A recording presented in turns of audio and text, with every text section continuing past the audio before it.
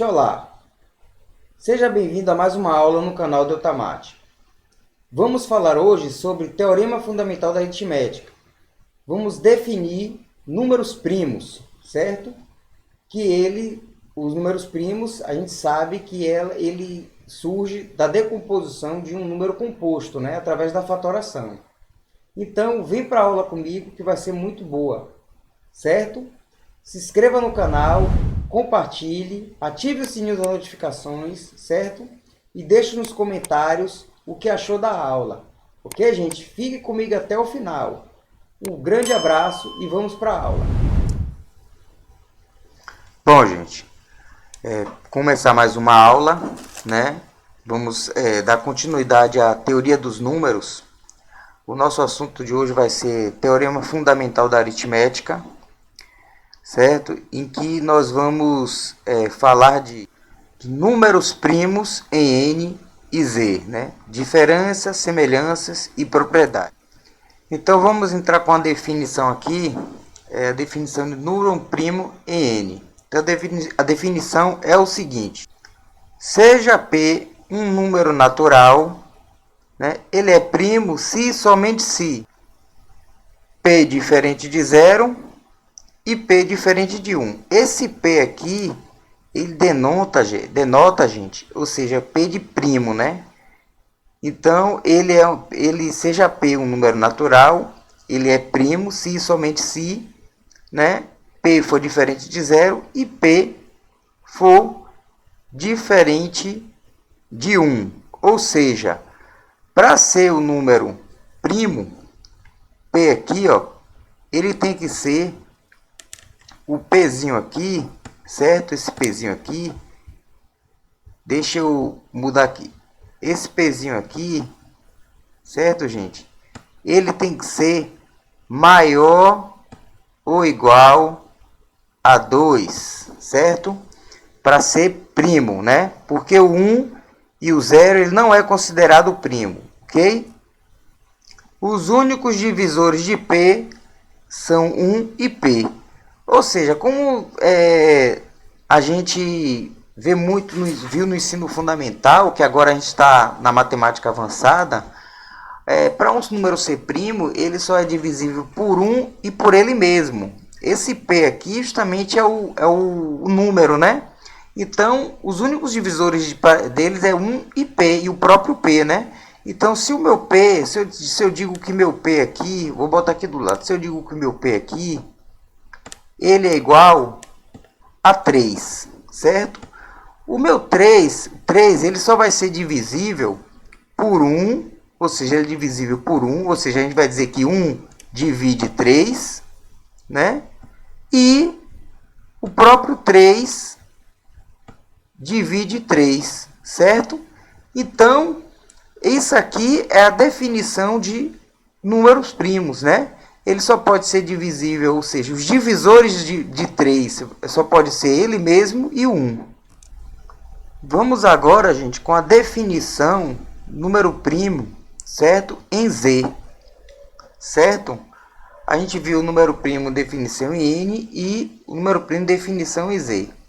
Então é o seguinte: seja P um número inteiro P, ele é primo se e somente se o módulo de P é primo em N. Ou seja, gente, o valor absoluto de P é primo em N. Então, se o módulo de P ele for primo em N, ou seja, porque o conjunto dos números naturais, se você sabe, né, ele justamente é o seguinte: qual é o conjunto dos números naturais? O conjunto dos números naturais é o seguinte: eu tenho aqui, né, que vai do zero, né, a infinito, não é isso? 1, né, 2, não é isso?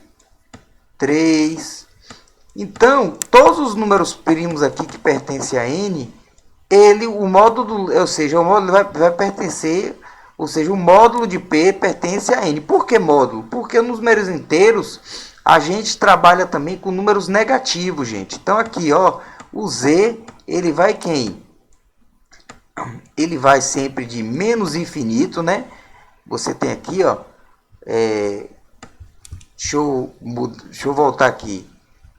Aí você tem aqui, ó, reticências, né, que é uma continuação do menos infinito. Aí você tem aqui menos 3, não é isso? Menos 2, né? 1, 0, desculpe, é 1, certo? Menos 1.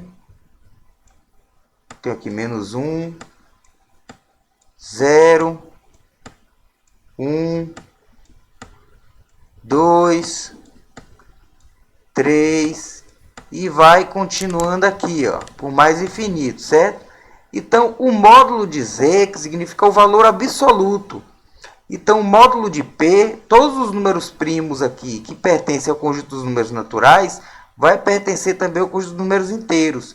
Então, porque o módulo de P é quem? Se eu tenho um menos 3 aqui, ó, o módulo de menos 3, 3 é primo, né? O módulo de menos 3 vai ser quem? Vai ser próprio 3, né? E 3 pertence a N, não é isso, gente? Então, é isso que quer dizer essa definição aqui, né? A propriedade aqui. E vamos ter aqui também o seguinte, ó, aqui sejam B e P números inteiros com P'. Então, se P não é divisor de B, tem-se que o MDC de B e P é igual a 1. Então, significa que eles são primos entre si, né? Então, se P não é divisor de B, tem-se que o MDC de P e B é igual a 1. Significa que, ó, seja B e P números inteiros com P'. Então, se eu tenho um número aqui, vamos supor que eu tenho o MDC, eu quero o MDC, certo? O MDC aqui. Vamos escolher um número aqui. É de 8, certo? 8 e 3. 3 é primo, né? Então, ele está me dizendo que o MDC de se B, o divisor de B, se P não é divisor de B, então o MDC dele é 1. A gente pode tirar a prova disso. Qual é o MDC de 8 e 3? Ó, o MDC de 8 e 3 vai ser quem? A gente vai tirar, ó, vai ser aqui por 2, né? 8 por 2 vai dar 4, aí conserva o 3, vai ser por 2, ó, 4 dividido por 2 dá 2, né? Conserva o 3, né? Vai ser por 2 de novo, C1 aqui, abaixo 3, não é isso? Então aqui vai ser por 3 e aqui vai ser 1. Note que não tem nenhum divisor em comum eles dois. Então, o único divisor comum eles dois vai ser o 1, não é isso? Então, eles são primos entre si, né? O 3 é primo, o 8 ele não é primo, ele é composto, mas eles são primos entre si, certo? E pelo algoritmo de Euclides, você pode observar da seguinte forma, que o 8, pelo algoritmo de Euclides, você pode observar o seguinte, que o 8 aqui, ó, o 8 aqui, ele vai ser igual a quanto? Vai ser igual a 2 vezes o 3, né? Mais 2. Então, você tem um valor resto aqui, ó.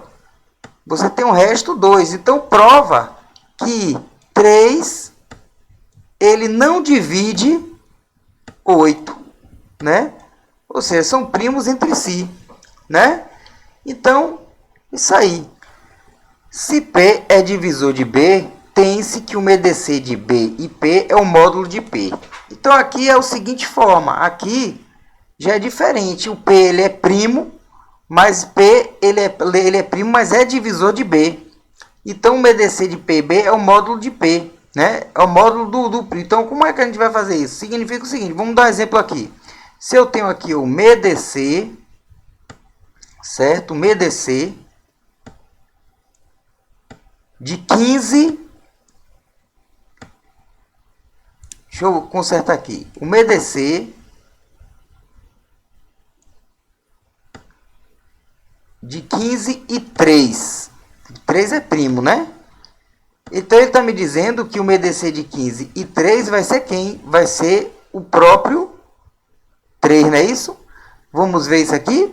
Você aqui, ó, 15, o MDC de 15 e 3, ó, vai ser quem? Vai ser por 3, que vai ser 15 dividido por 3 dá 5, né? Então eu vou ter o quê? 3 dividido por 3 dá 1, né? Então aqui, ó, 5 dividido por 5 dá quanto? Dá 1. Só que o 1 aqui, ele não divide, ou seja, o 5 não é divisor de 1, não é isso? Então aqui, ó, o 5 ele não é como divisor comum entre os dois. Então vai ser o próprio 3, não é isso? Então, como pelo algoritmo de Euclides, que a gente vai ver que o 15, ó, ele divide, né? Vai ser quem? Vai ser 3 vezes o 5, né? Mais o resto que é 0, né? Então, a gente pode dizer que o quê? Que 3, ele divide 15, não é isso? Então, é justamente isso aqui. Que o MDC de um número, se o número ele é primo, mas é divisor de um outro número, o MDC deles dois vai ser o módulo de P. O módulo por quê? Porque ele atribui também, gente, a números negativos. Lembre-se que estamos falando de conjunto dos números inteiros, entendeu? Sejam A e B números inteiros, se P é primo e P é divisor do produto de A por B, A vezes B, então P é divisor de A ou P é divisor de B. Ou seja, gente, isso aqui é lógico, né? Isso aqui é a coisa mais lógica, porque significa o seguinte, ó, se eu tenho que A e B,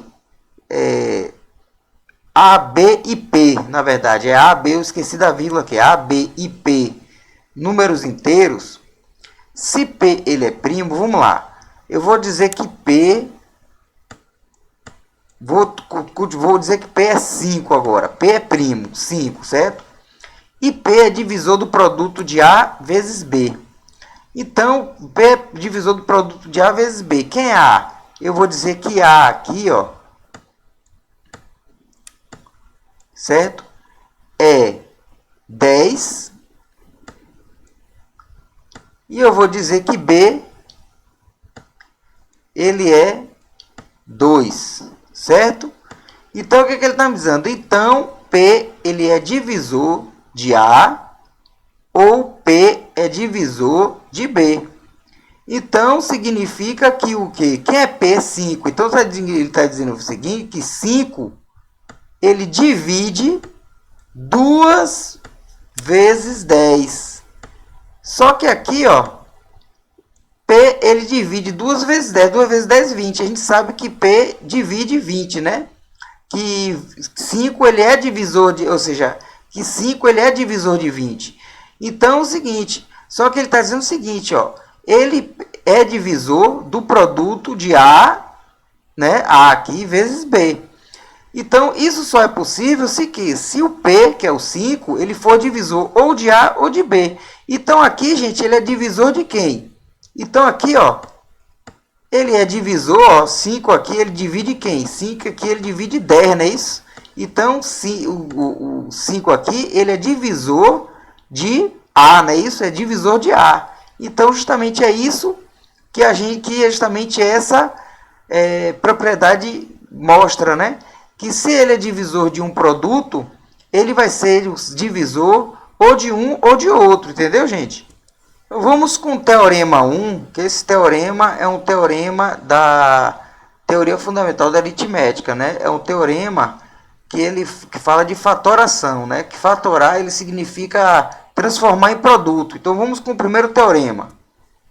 Para todo número natural, n maior ou igual a 1, existem números primos, P1, P2, P3, e aí vai até PR, que R é maior ou igual a 1, esse R aqui é o resto, né? De modo que N é igual a P1, P2, P3, e vai até PR. Além disso, esta decomposição é única, a menos da ordem dos fatores. Então, significa que a decomposição, né, de um número composto em fatores primos, certo? Essa decomposição, ela é esses fatores, ou seja, é uma decomposição única. Não existe mais de uma decomposição, inclusive tem uma demonstração até, que é uma demonstração por absurdo, que a gente não vai falar aqui, não, senão a gente vai prolongar muita aula. E tem muitas proposições do teorema fundamental da aritmética, que tem várias demonstrações. Para cada proposição tem uma demonstração, né? Uma demonstração por indução, por absurdo, mas eu vou aqui só me conceituar e exemplificar, e não demonstrar, porque senão o conteúdo da aula vai ficar bastante longo, e esse não é o objetivo é o entendimento. Então ele está dizendo o seguinte, que para todo número natural n maior ou igual a 1, existem números primos P1, P2, ou seja, uma série de números primos que R é maior ou igual a 1, de modo que n, ou seja, os fatores, esse n aqui é o número que foi, é o número, né, que foi decomposto em P1, P2, P3 e até PR, né? Então, essa decomposição se dá pela fatoração, gente, né? Essa decomposição se dá pela fatoração. Como assim? Se eu tenho 30 aqui, certo? E eu quero decompor em fatores primos, eu vou apenas fatorar, né? 30 por 2 vai dar 15, né? Por 3 aqui vai dar 5, né? E por 5 aqui vai dar 1, não é isso? 30 dividido por 2 dá 15, 15 dividido por 3 dá 5, 5 dividido por 5 dá 1. Então, aqui a minha decomposição em fatores primos. Ó. Eu tenho números primos aqui, que vai representar o meu 30. Né? Então, esse 30 aqui vai ser igual a 30. Então, quem é 30? 30 é o meu valor de n. Então, n aqui ó, vai ser 30, justamente como a gente demonstrou aqui, como a gente exemplificou. Que é justamente esse valor n aqui, ó, certo? Que é o número composto que vai ser decomposto. Vamos agora para o teorema 2, gente. Qual é o teorema 2? Sejam B um número inteiro diferente de 0 e 1. Existem números primos positivos, P1 que é menor do que P2, que é menor do que P3, que é menor que menor que P. E existem números naturais, α1, α2, α3, tais que B é igual a um certo E, multiplicado por P1 elevado a α1 vezes P2 elevado a α2, vai até PR elevado a αR. Com E igual a 1 se B for positivo, e E igual a menos 1 se B for negativo. Além disso, esta decomposição é única, ou seja, não existe mais, ou seja, para cada número não existe duas decomposições diferentes. Então, a decomposição ela é única. Cada número ele tem uma decomposição única, né? Tem uma representação de fatores primos único. Então, como é que se traduz isso aqui? Ó? Se traduz que vou ter uma série de números primos, que vai ser números menores do que o outro, e que eu vou ter justamente o seguinte, eu vou ter um expoente, né? Ou seja, o primo pode vir com um expoente. Um exemplo disso, vamos decompor aqui, um número 36. Como é que a gente vai fazer a decomposição? A decomposição de 36 vai ser o seguinte, vai ser por 2, 36 por 2 é o que? É 18, né? Aí eu tenho 18, vai ser por 2, vai ser o quê? Vai ser 9, não é isso? 9 vai ser agora por 3, vai ser o próprio 3, né? E 3 vai ser 1. Significa o seguinte, que eu vou chamar de meu P1 igual a 2, e eu vou chamar de meu P2 igual a 3. Significa que esse meu número ele é representado por apenas dois fatores primos, certo? Que vem mais de uma vez. Então, eu vou dizer o quê? Que meu P1 aqui, ó, ele é menor do que o meu P2, não é isso?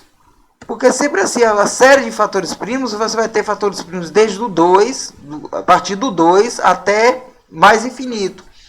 E essa representação é o seguinte, o E é esse B. B aqui é representado pelo 36. O B aqui ele é positivo, não é isso? Então, como é que vai representar o meu 36? O meu 36 ele vai representar assim, ó, o meu 36 ele vai ser igual a o meu 2 elevado ao quadrado multiplicado por meu 3 elevado ao quadrado.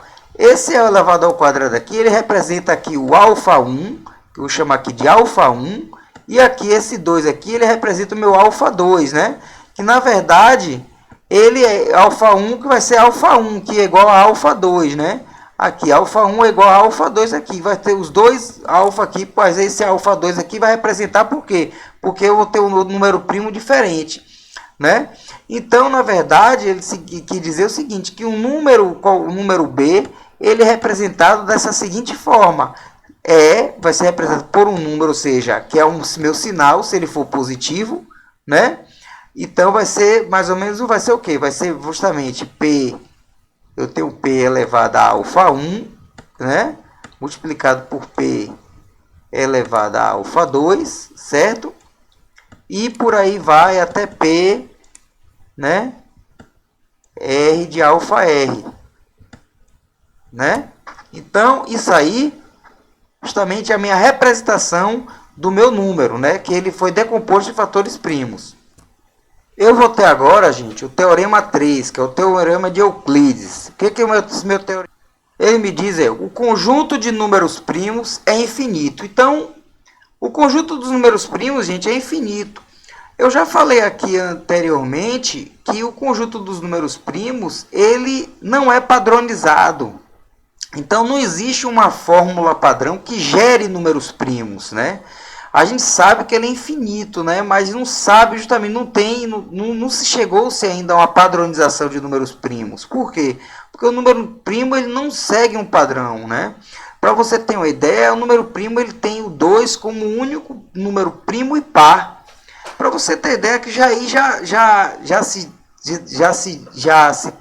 tira a dúvida que números primos ele não segue um padrão. Então, na verdade, não existe nenhuma fórmula que gere números primos. A gente sabe que ele são infinitos, né? Número primo eles são infinitos, né? São infinitos primos. Vamos agora aplicações da fatoração. Onde é que a fatoração ela é aplicada? A fatoração é aplicada, a gente sabe justamente. Onde é que aplica a fatoração? Bom, primeiro, a fatoração ela é aplicada no cálculo do MEDC, né? A fatoração ela é aplicada no cálculo do MEDC. O que mais? Ela é aplicada no cálculo do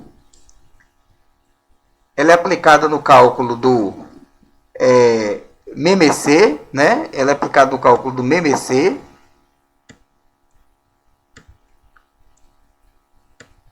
E 3, né? Ele também faz o quê? A fatoração ela tem a aplicação de quê? De você calcular a quantidade de divisores, ou seja, o número de divisores, né? De um número. Quantos divisores tem um número? Não é isso? O número de divisores, certo? É a aplicação da fatoração. Esses três, ele é aplicado no cálculo do MEDC, do MEMC e do quantidade de divisores. Vamos dar um exemplo, certo? O áudio está um pouco mais baixo porque eu tive que tirar o microfone. Está dando microfonia, entendeu? Mas eu acho que vocês vão conseguir me ouvir.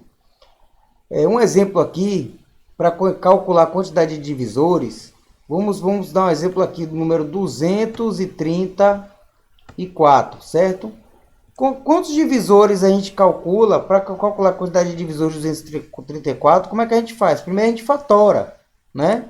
Vamos fatorar 234. Então, como é que a gente faz essa fatoração de 234? Vai ser o seguinte, por 2. 234 dividido por 2 vai dar 117 aqui, não é isso? 117, né? 117 dividido por 3 vai dar em torno de 39, vai ser 39, né? Vai ser 39. 39 vai ser por 3 também. Dividido por 3 vai dar 13, não é isso, gente? Vai dar 13. Só que 13 aqui ele é primo, não tem mais não tem mais nenhum número que é divisor dele. Então vai ser o próprio 13 aqui, né? Então aqui vai ser 1. Então, já calculamos, decompomos 234. O que que a gente vai fazer agora? Agora a gente vai fazer o seguinte, vamos colocar, né? Ou seja, representar os números primos, vai ser 2 vezes 3 elevado ao quadrado, como a gente viu, vezes 13, certo? Então, como é que a gente vai calcular a quantidade de divisores? Ó, os divisores de B, de um número, que eu vou chamar os divisores, a quantidade de divisores de 234, certo? Como é que eu faço para calcular a quantidade de divisores? Primeiro, aqui é como se fosse 1 e aqui é como se fosse 1, né? Eu vou pegar esse expoente aqui e vou adicionar mais um. Eu vou adicionar aqui, ó, e mais um aqui. Vou adicionar mais um. Aqui também eu vou adicionar mais um, certo? O expoente. E vou adicionar mais um aqui. E depois eu vou pegar o seguinte, depois que eu adicionar esse mais um, vou multiplicar todos os expoentes. Então, como é que eu vou fazer? O expoente do 2 é o que? É 1. 1 mais 1 vai ser o quê? Vai ser 1 mais 1, não é isso? Multiplicado por... Qual é o expoente do 3? É o 2, né? 2 mais 1. Certo? Qual é o expoente do 3? Qual é o expoente do 13? É 1 também. 1 mais 1. Né? Então, a gente multiplica tudo. 1 mais 1 ali vai ser quanto? 2. 2 mais 1, 3. E 1 mais 1, 2. Então, quanto é que vai dar essa multiplicação? 2 vezes 3, 6, 6 vezes 3, 12. Então, eu tenho 12 divisores. 234 possui 12 divisores, certo, gente? Possui 12 divisores. Generalizando aqui o formalismo, né? De números primos, de decomposição dos números primos, a gente tem o seguinte. Temos que seja B um número natural cuja decomposição em fatores primos é dado por B, aqui ó, a decomposição de fatores primos é dado por B igual a P1 elevado a alfa 1 vezes P2 elevado a alfa 2 vezes Pn elevado a alfa n. Com P1 é menor do que P2, que é menor do que P3, que é menor do que Pn. Então, o número de divisores de B é dB, ou seja, o número de divisores do número B vai ser divisores. Essa denotação que a gente olha, B, que é igual a alfa 1, ou seja, o expoente adicionado mais 1, multiplicado, aqui tem um parênteses, por o expoente alfa 2 adicionado mais 1, e aí vai a alfa n adicionado mais 1. Então, essa aqui é a generalização do você calcular a quantidade de divisores de um número, certo? Que o meu B ali representou, quem é meu B ali naquele exemplo que a gente deu? Representou meu 234, não é isso? Que representou, que deu 12 divisores, não é isso? Então essa aqui é a minha generalização, né? Quem é meu B? O meu B aqui, ele vai ser quem? Ele vai ser justamente quem? Vai ser P1, né? Ou seja, fatores primos elevado a alfa 1 vezes P2, não é isso? Elevado a alfa 2 vezes aqui Pn elevado a alfa n. Essas proposições e teoremas têm bastante demonstração, gente, né? Você faz demonstração por absurdo, por indução, mas eu não vou me ater a demonstrar essas proposições. Por quê? Porque senão o vídeo se torna muito longo, muito cansativo, e são demonstrações bastante complexas, né? Que são demonstrações mais de análise, analítica e propriedades, não é isso? Então, é isso aí, gente. Bom, gente, é isso aí. Na aula de hoje falamos de teorema fundamental da aritmética, né? Demos as definições, falamos de teoremas, de como se originou os números primos, né? Que é através da decomposição de um número composto, né? Então, na próxima aula vamos entrar com princípio de indução, né? E vamos seguir adiante, certo? Então, gente, se inscreva no canal, não deixe de compartilhar, ative o sininho das notificações, certo? Deixe nos comentários o que achou da aula. E um grande abraço, muito obrigado e até a próxima aula, gente.